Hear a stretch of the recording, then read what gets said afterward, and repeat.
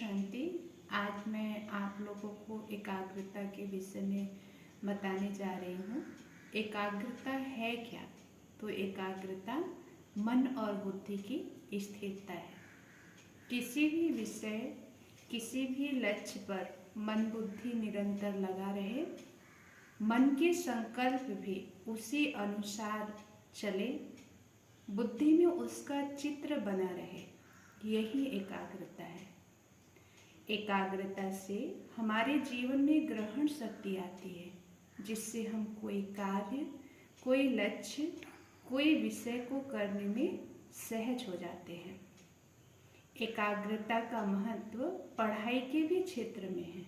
पढ़ाई करते समय हम कितना घंटा पढ़ाई करते हैं यह वैल्यूबल नहीं है, बल्कि हम कितना समय, कितना एकाग्र होकर पढ़ाई करते हैं यह वैल्यूबल है। यदि हम एकाग्र होकर पढ़ाई करते हैं तो कम समय में, कम मेहनत में हम एक समझदार स्टूडेंट बन जाते हैं। अब हम जानते हैं कि एकाग्रता से हमारे जीवन में क्या लाभ हैं। तो एकाग्रता से हमारे जीवन में बहुत से लाभ होते हैं। हमारी स्मरण शक्ति बढ़ती है। स्मरण शक्ति बढ़ने से हमें कोई भी चीज़ जल्दी याद हो जाते हैं।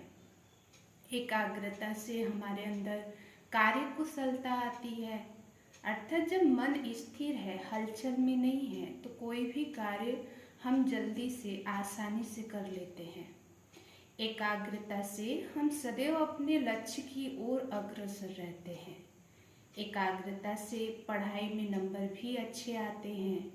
और यदि एकाग्रता है तो कितना भी हलचल हो, शोरगुल हो, उसमें हम आसानी से कार्य कर सकते हैं। तो ये तो हो गया एकाग्रता से लाभ। अब हम आगे जानते हैं कि एकाग्रता को हम कैसे बढ़ाएं, अपने जीवन में कैसे लाएं। तो एकाग्रता को बढ़ाने के लिए पहले तो हमें अपने आत्मिक भाव में स्थित होना है।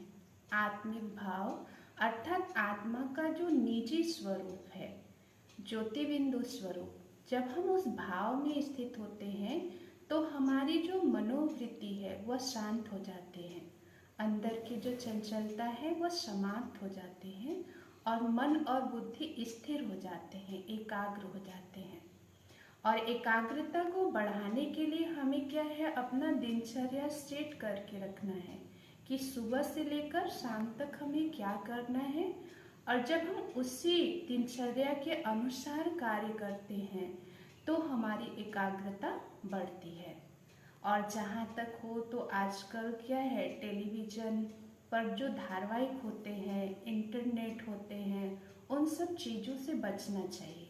उन सब चीज़ों से यदि हम बचेंगे तो भी हमारी एकाग्रता बढ़ेगी। व्यर्थ बातों से बचना चाहिए, इधर उधर फालतू की बातें नहीं करनी है, नहीं तो व्यर्थ होने की वजह से भी मन और बुद्धि की एकाग्रता भंग होती है। तो हमें इधर उधर की फालतू बातों में समय नहीं देना है। एकाग्रता को बढ़ाने के लिए सुबह सुबह हमें मेडिटेशन करना है। मेडिटेशन अर्थात जब हम मन और बुद्धि का कनेक्शन उस परमात्मा से जोड़ते हैं तो हमारा मन और बुद्धि स्थिर होता है। और यदि सुबह सुबह हम शुरुआत मेडिटेशन से करते हैं तो सारा दिन अच्छा जाता है। ओम की ध्वनि भी करनी है। और एकाग्रता को बढ़ाने के लिए प्रतिदिन कम से कम 1 घंटा मौन भी रहना है। मौन भी सिर्फ मुख का नहीं रखना है, अंदर व्यर्थ बुराइयों का भी मौन रखना है कि कोई व्यर्थ संकल्प न चले। तो एकाग्रता का महत्व तो हर क्षेत्र में है, चाहे वो पढ़ाई के क्षेत्र में हो, कार्य करने के क्षेत्र में हो, सभी क्षेत्र में है। यहाँ तक कि महात्माओं और धर्मात्माओं ने भी एकाग्रता की शक्ति से अपने जीवन में बहुत सी सफलताएं हासिल किए। जैसा कि हमने देखा कि महात्मा बुद्ध ने भी संकल्पों की एकाग्रता से एक पागल हाथी को भी ठीक कर दिया था।